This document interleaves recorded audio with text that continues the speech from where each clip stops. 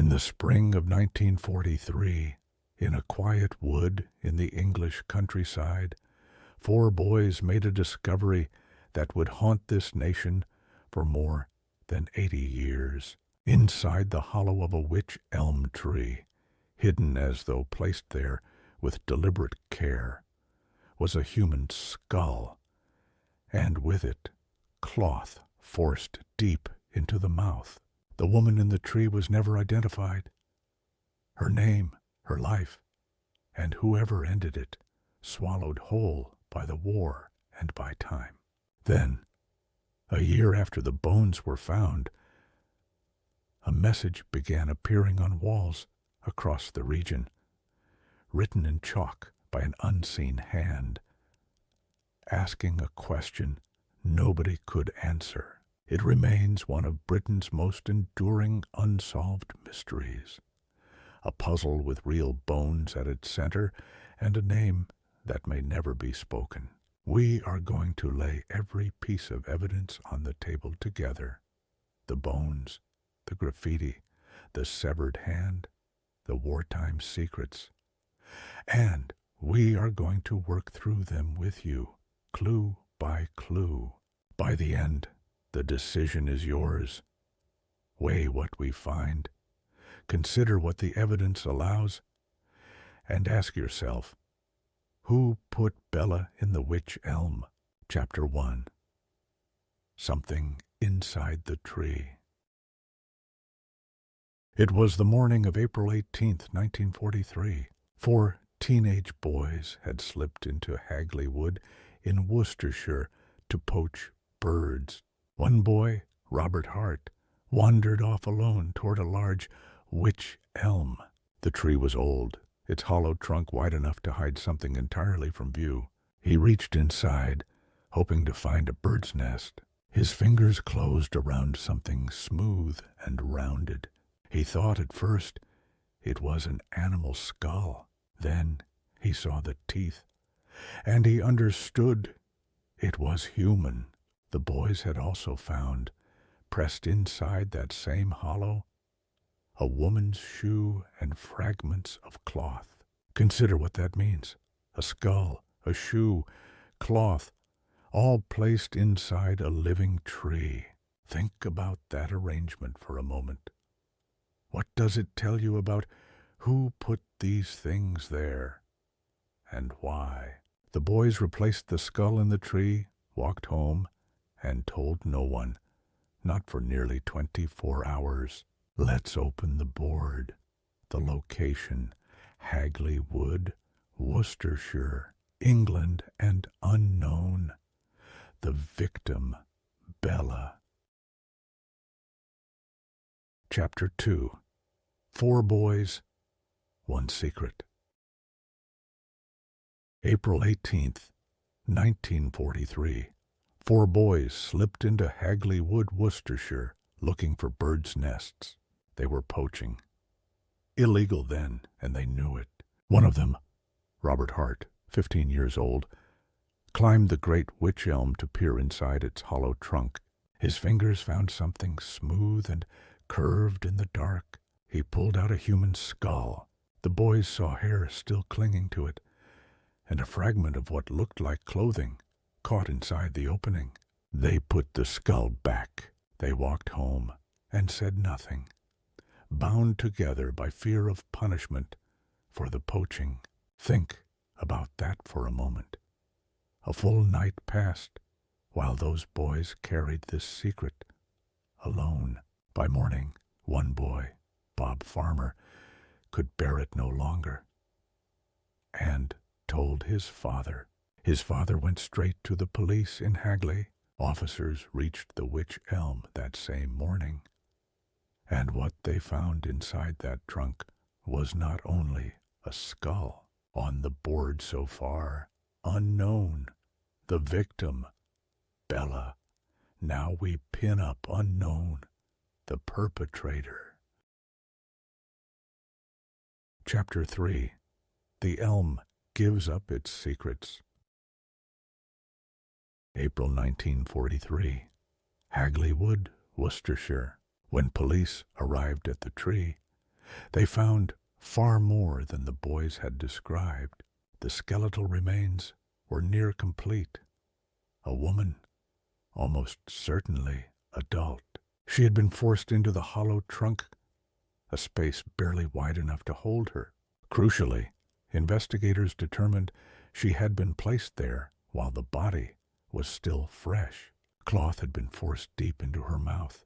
The cloth indicated she had been silenced, or that someone needed to be certain she could not cry out. Then came the detail that stopped investigators cold. A severed hand, found separately, buried in the soil nearby. It had not been displaced by animals or time. Its burial was deliberate. Think about what that placement tells us. The body went into the tree, but the hand went into the ground. Two separate, deliberate acts. What does that tell us about the mind and the purpose of whoever carried her into those woods? On the board so far, unknown, the perpetrator. Now we pin up unknown, the graffiti author. Chapter 4. She was already gone. The pathologist's report arrived in the summer of 1943. Its conclusion was quiet and deeply unsettling. The woman had been placed inside the Wych Elm while her body was still fresh. The hollow trunk had sealed around her like a vault. She had been there for roughly 18 months before the boys disturbed her rest.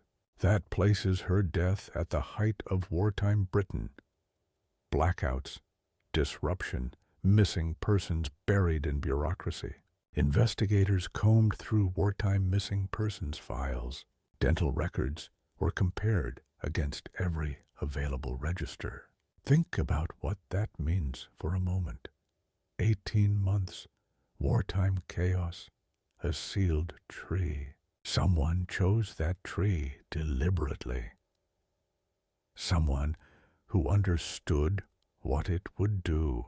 What does that tell you about who could have done this? And whether they knew these woods? Despite everything, the records, the evidence, the dental work, she had no name. She existed. That much was certain. But as far as the world was concerned, she had never been there at all. On the board so far, unknown, the graffiti author. Now we pin up your 1943 Boys Find Skull in Wych Elm. Chapter 5. No name. No past.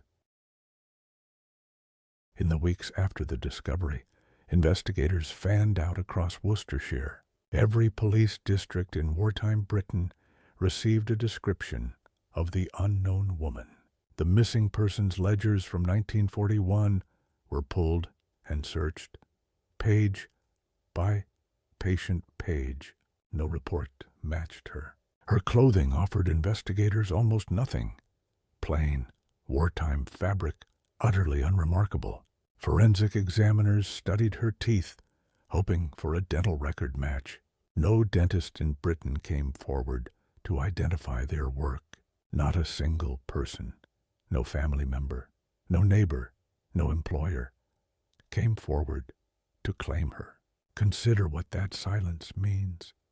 In a country where wartime rationing tied every citizen to a name and an address. Think about that with me for a moment. Someone knew this woman and chose to say nothing. Was her anonymity an accident of wartime chaos? Or had it been carefully constructed? If someone had erased her past, the question that would haunt this case for decades was already forming. Who had the motive and the means to make a woman disappear so completely? On the board so far, April 1943, boys find skull in Wych Elm. Now we pin up April 1943, full skeleton and hand recovered. Chapter 6. Bella appears on the walls. It was 1944, a full year after the body in the elm was found. Then the walls began to speak. Graffiti appeared on a wall in the Midlands, reading, "Who put Bella in the Wych Elm?" Police had never released a name for the victim, yet someone out there already knew to call her Bella. The same hand, recognizable, consistent, wrote that message again across the Midlands over the following months. The graffiti did not stop. It returned for decades. Investigators collected what they could: photographs, plaster impressions, handwriting samples. The handwriting was always compared and never definitively matched to anyone in the files. Think about what that single name on the wall actually means for the timeline. The author knew something the police, the press, and the public were never told. So ask yourself, who was this writer? And how exactly did they come to know her name? On the board so far, APAR 1943, full skeleton and hand recovered. Now we pin up 1944. Graffiti appears on local walls. Chapter 7. The Spy in the Wood. 1953 brought a new voice into the investigation. A journalist received an unsigned letter claiming to know who Bella was. The letter named her as a Dutch national brought into England during the early war years. According to this account, she had been passing information to a Nazi spy ring operating across the English Midlands. The network, the letter claimed, was dismantled sometime in 1941. When the ring collapsed, the woman known as Bella was silenced permanently. Her placement inside the Wych Elm, this theory argues, was deliberate concealment, not ritual. A false identity would explain why no one in Britain ever reported her missing. Stop here with me for a moment. If this account is true, someone with knowledge of wartime intelligence operations chose the Midlands countryside as a burial site. What does that tell us about who had both the motive and the means to make a woman disappear without a trace? British intelligence agencies were contacted over the following decades and declined to comment on the case. No file was ever released, no confirmation, no denial. And that silence, after all these years, is its own kind of answer. On the board so far, 1944, graffiti appears on local walls. Now we pin up present, victim still unidentified. Chapter 8. Witchcraft and the Wych Elm. Hagley Wood had carried a dark reputation long before. 1943. Local folklore named these woods a place where old rituals were practiced in secret. British folk magic carried a specific, chilling tradition: the Hand of Glory. The ritual, documented in historical records, required a severed hand taken from a condemned person. Investigators noted that Bella's hand had been removed and found some distance from the tree. The concealment inside the trunk itself mirrored accounts of bodies hidden in wood during ritual practice. Then there was the cloth found inside her mouth. In folk tradition, stopping the mouth of the dead was a deliberate act, meant to silence them forever. Consider that for a moment. What does it tell us about whoever placed her there? Was this someone acting from belief, from ritual logic, or deliberately staging a scene to mislead. The occult theory fits several details, and yet it cannot account for one stubborn, haunting fact. Somewhere out there, someone already knew her name, and they were writing it on walls. On the board so far present, victim still unidentified. Now we pin up a key clue: skeleton inside tree trunk. Chapter 9. What the investigators concluded. In 1953, the Worcestershire coroner recorded a formal open verdict: unlawful killing by person or persons unknown. The victim was never officially identified. Wartime police records from the initial investigation were lost. Some destroyed, some simply gone. A sealed intelligence file linked to wartime espionage inquiries has never been fully released to the public. Investigators in the 1940s pursued the theory of a Romany traveling community and found nothing. The wartime spy hypothesis was examined, then quietly shelved. The chalked messages, "Who put Bella down the Wych Elm?" appeared across Worcestershire for decades, and no author was ever confirmed. Forensic technology available at the time could not extract a usable identity from the remains. Every named suspect across 80 years has been examined, and everyone has been ruled out or left unresolved. The case file remains technically open at West Mercia Police to this day. Now, look at the board with me.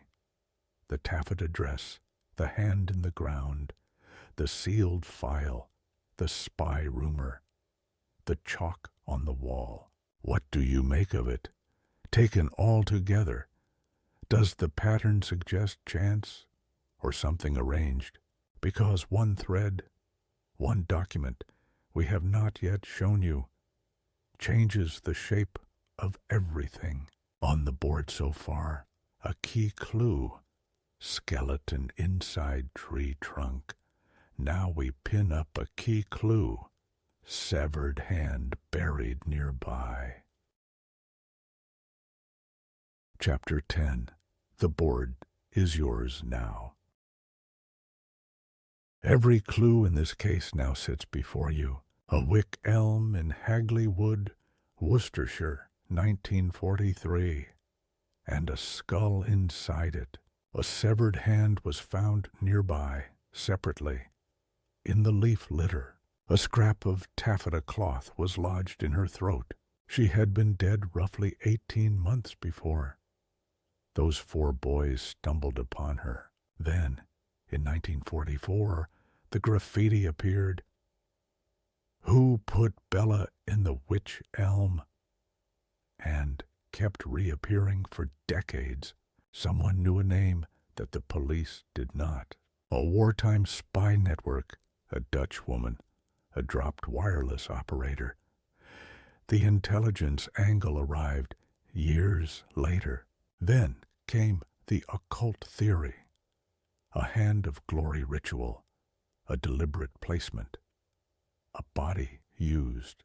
Here is what I want you to sit with. The authorities went quiet, and no official explanation ever came. The tree, the hand, the cloth, the name, the silence. What single theory accounts for all of it? The board is yours now. Share your theory in the comments and follow this channel. The next case begins with a locked room and a letter that should never have existed. On the board so far, a key clue: severed hand buried nearby. Now we pin up a key clue: cloth stuffed in mouth.